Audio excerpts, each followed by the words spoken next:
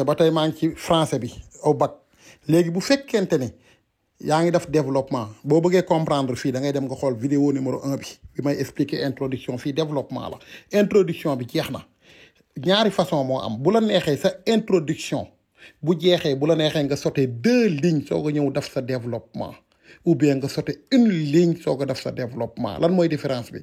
boo sauter 2 lignes entre introduction par exemple introduction bi mu ngi nii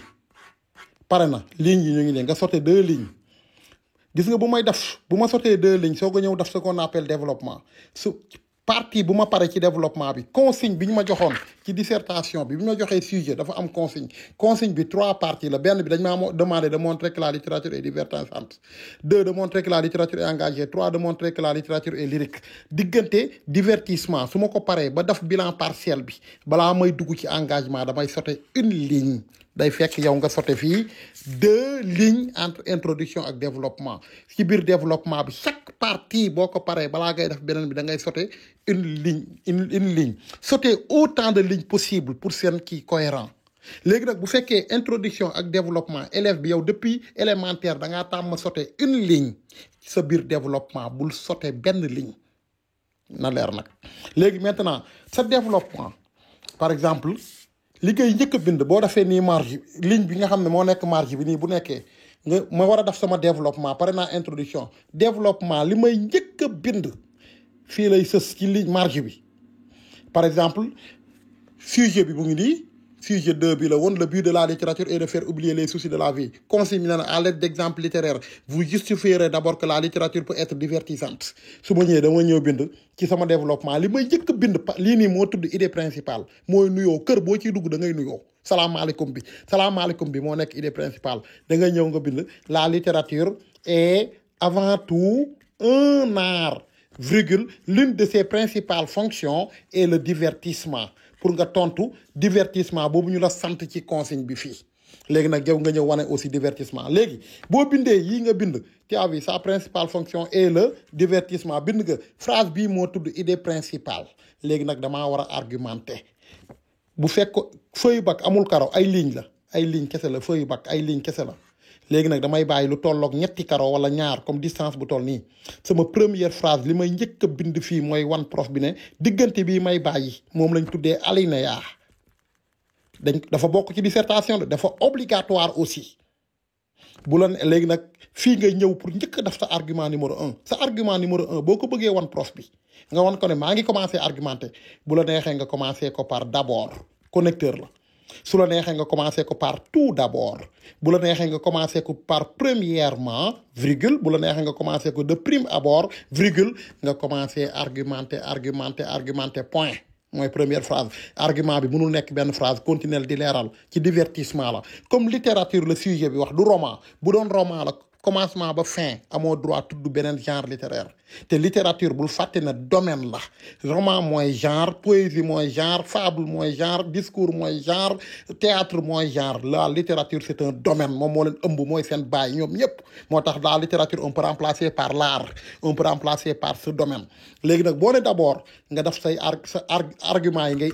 indi di argumenter point nga war a dugal exemple yi mooy dëggal li nga wax yow da nga ne d'abord certains écrivains ont produit des œuvres dans le but de, par exemple, distraire leurs lecteurs. Tu as vu, dans le but de distraire leurs lecteurs. Point.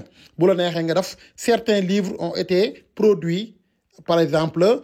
ou bien certains écrivains ont produit des œuvres fictives. Nangam. En tout cas, il y a argumenté. Il y a un roman. Exemple, littérature là. D'abord, il y a un roman. nga joxe exemple mais boo joxe exemple amoo droit tëb rek na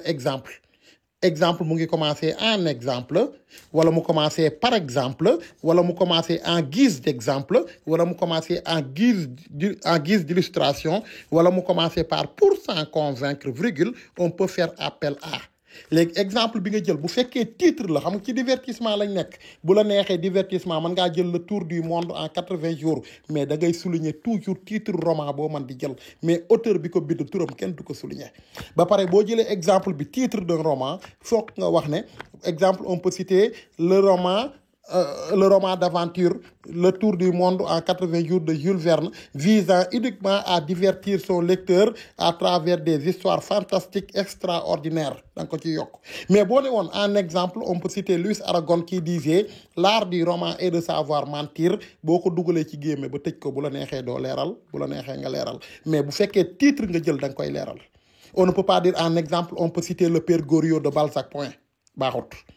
En exemple, on peut citer le Père Goriot de Balzac visant à yokk ci phrase boo xam ne day dëggal yow li nga doon wax léegi nag yaa ngi toujours ci littérature kii nu mu tudd divertissement da ngaa defoon alinéa numéro 1 ba doyut il faut que nga def beneen alinéa fii da ngaa indi woon d'abord toujours nee naa wax naa fii ni ngay indee d'abord de prime abord nangam bu dee deuxième bi nga bëgg a yokk beneen bu la neexee nga indi ensuite wala nga indi virgule deuxièmement wala nga indi par ailleurs wala nga indi de plus wala nga indi en plus wala nga indi en sus tu as vu wala nga indi en outre virgule nga commencé waat daf beneen argument ci divertissement la nga yokkaat daf naa divertissement 1 ci roman su ma neexee 2 bi sama divertissement bi may wax ci théâtre laa ko jëmale le théâtre divertissant jàng ngeen ko dafoo leen boo demee ba argumenté ba pare nga joxe exemple bu la neexee nga ne en guise d'exemple on peut citer la pensée de Pascal qui disait 2 points on ouvre les guillemets quand l'homme s'ennuie il va au théâtre parce que ci divertissement nga am nga alinéa 1 am nga beneen alinéa numéro 2 te consigne bi xoolal consigne bi 3 parties la kon da ngay def chaque partie na am ñaari alinéa divertissement dama ciy def ñaari alinéa bii ma argumenté 1 jox ko roman bii ma argumenté 2 jox ko théâtre su ma neexee su ma ñëwee ci engagement moom it day am ñaari alinéa su ma ñëwee ci lyrisme dafay am ñaari alinéa day nekk au total 6 alinéa lii mooy tax mu tolloo bu ëppantee nekkatul dissertation parfois discussion lay doon léegi nag boo bëggee sa dissertation jaaraat yoon bu fekkee consigne bi ñu la jox ñaari partie kese la mooy 1 vous justifiez que la littérature est divertissante et enfin vous montrerez qu'elle peut être engagée bu la neexee bu dee consigne bi ñu la jox nekkul 3 parties mais 2 parties la da ngay fexe partie bu nekk mu am 3 alinéa fii bu amee 3 kii am 3 ñoom ñaar boo ko boolee day doon 6 sa dissertation boo bëggee mu normal na nekk 6 alinéa partie bu nekk am 2 parce que 3 parties la léegi su ma ubbee phrase bii moo ubbi woon moom lañ tuddee idée directrice mooy nuyoo bi lépp ku nuyoo ci kër salaamaaleykum booy dem da nga naan maa ngi dem léegi nag daf nga alinéa 1 divertissement alinéa 2 divertissement tëj ko liñ koy tëjee moo tudd bilan partiel mu ngi commencer par donc wala nga commencer ko en résumé wala nga commencer ko en conclusion virgule nous avons montré ou bien nga ñëw bu la neexee nga tëj li nga doon wax fii bu la neexee nga ñëw ne donc virgule la littérature a permis aux lecteurs d'oublier leurs problèmes parce que justifié nga ko donc virgule la littérature a permis aux lecteurs d'oublier leurs problèmes tu as vu point léegi nag da nga ciy yokk beneen phrase buy commencer par toutefois wala mu commencer par mais phrase boobu moo tudd transition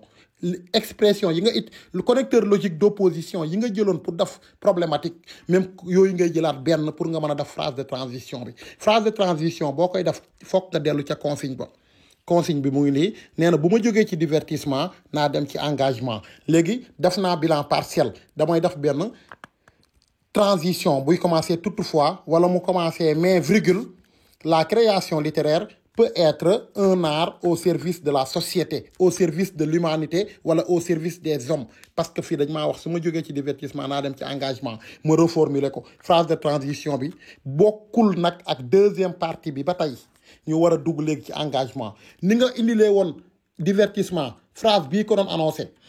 engagement moom it dafay am phrase boppam la littérature est un art au service qui permet de dénoncer des injustices sociales point bu la neexee wala des injustices sociales politiques religieuses bu la neexee nga ñëw ne la littérature peut être militante mais day doon phrase na doon phrase bu simple nag bul yee Molière bul dekkal Senghor ndax avec bu ëppee rek fautes yi dañuy gën a bëri léegi su ko defee nga annoncé ce qu'on appelle idée directrice bi moo nekkaat partie bu nekk divertissement day am idée principale am bilan partiel deuxième partie bi dafay am idée principale am bilan partiel troisième partie bi dafay am idée principale ak bilan partiel seen diggante mooy am ay transition fin bi kese moo dul am transition léegi nag nga ñëw defaat sa alinéa numéro 1 alinéa bi mooy nekk nii fii damaa defoon d'abord ci bii première bi su ma neexee fii ma ne de prime abord wala ma ne premièrement virgule ci engagement la comme littérature lañ ma jox su ma neexee premièrement bi ma jox ko poésie ma dem nag ci négritude wala